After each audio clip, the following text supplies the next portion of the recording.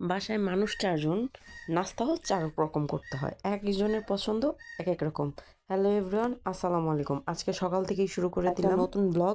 আমি রাতের বেলায় সব কিছু পরিষ্কার করে রাখি যাতে সকালবেলা উঠে আমার আর বিরক্ত না লাগে। সকালবেলা যখন ঝকঝকে একটা কিচেন দেখি তখন মনটাও ভালো হয়ে যায় আর কাজটাও অনেক আগায়। এমনিতেই সকালে ঠিক মতো ওঠাটা একটা পেইন হয়ে যায়। আমাদের বাসায় মানুষ বেশি না, কিন্তু এক একজনের পছন্দ এক এক রকম। এর জন্য আজকে আপনাদের দেখাবো যে আমি সকালবেলা একদিনেই কয় ধরনের নাস্তা তৈরি করতে হয়।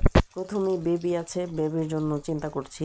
এখানে একটা মেয়োনিজ বানাবো এক ধরনের। এটা কমলার ফ্লেভার থাকবে, আমার বেবি খুবই পছন্দ করে, তার জন্য এই মেয়োনিজটা বানাবো। যার জন্য ডিম পোস্ট করে নিয়েছি এবং কয়েকটা রসুনের কোয়া ভেজে নিয়েছি। আর এগুলো স্যান্ডউইচ বানানোর জন্য রেডি করেছি। এটা আমি আর আমার মেয়ে খাবো আজকে, আর কেউ খাবে না। এখানে এটা ব্লেন্ড করে নিয়েছিলাম। এই যে আমার মেয়োনিজটা হয়ে গেছে। এটা ফ্লেভারটা খুবই ভালো আসে, সবাই খুব মজা করে খায়। আর এখন এখানে ডিম ভেজে নিব।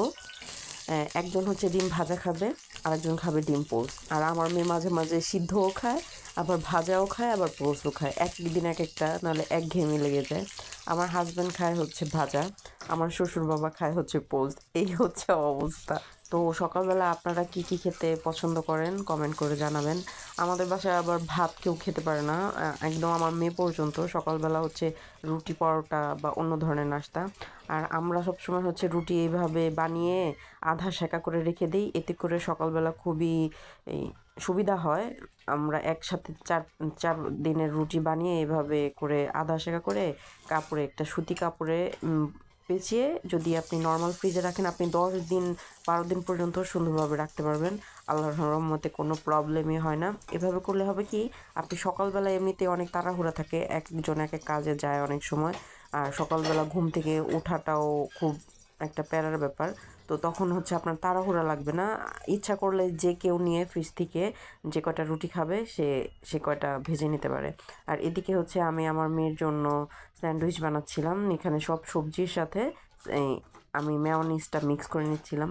আমি এখানে বানিয়েছিলাম চিকেন স্যান্ডউইচ। সবচেয়ে মজার ব্যাপার কি জানেন, চিকেন স্যান্ডউইচে চিকেন দিতেই ভুলে গেছি। কি একটা অবস্থা! চিকেনটা চিকেনের মতো রয়ে গেছে আর সব কিছু মাকে যখন খেতে গেছি তাও টের পাই নেই। তারপর চিকেনটা দেখে মনে পড়ে গেছে, আল্লাহ, চিকেন স্যান্ডউইচে চিকেনই তো দেই নেই। আর এদিকে রুটির পাশগুলো কেটে নিচ্ছি। যদিও এই রুটির পাশগুলো আমার খেতে বেশি ভালো লাগে, একটু সেঁকে নিচ্ছিলাম। তারপরে স্যান্ডউইচ মেকার আছে, কিন্তু মনে হচ্ছে যে চুলাই করে ফেলি ঝটপট। স্যান্ডউইচ মেকার বের করলে আবার শুধু আবার মানে একটা ঝামেলা লাগতেছিল আর কি।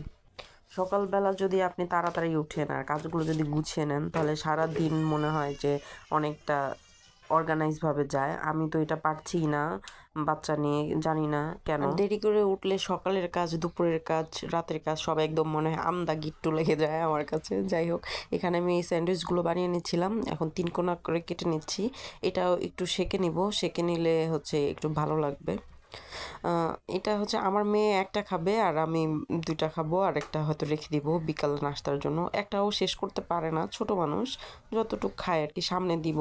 খাইলে খাইলো, না খাইলে না খাইলো। বাচ্চাদের নিয়েই একটা প্রবলেম, খেতে চায় না এক এক ধরনের নাস্তা। আমার তো প্রতিদিন সকালবেলা চিন্তা করতে করতেই খুব কষ্ট লাগে যে কিভাবে, ভেবেই পাই না কি দিলে কি খাবে। এদিকে নাস্তার টেবিলে নাস্তাও দিয়ে দিয়েছি। লাউয়ের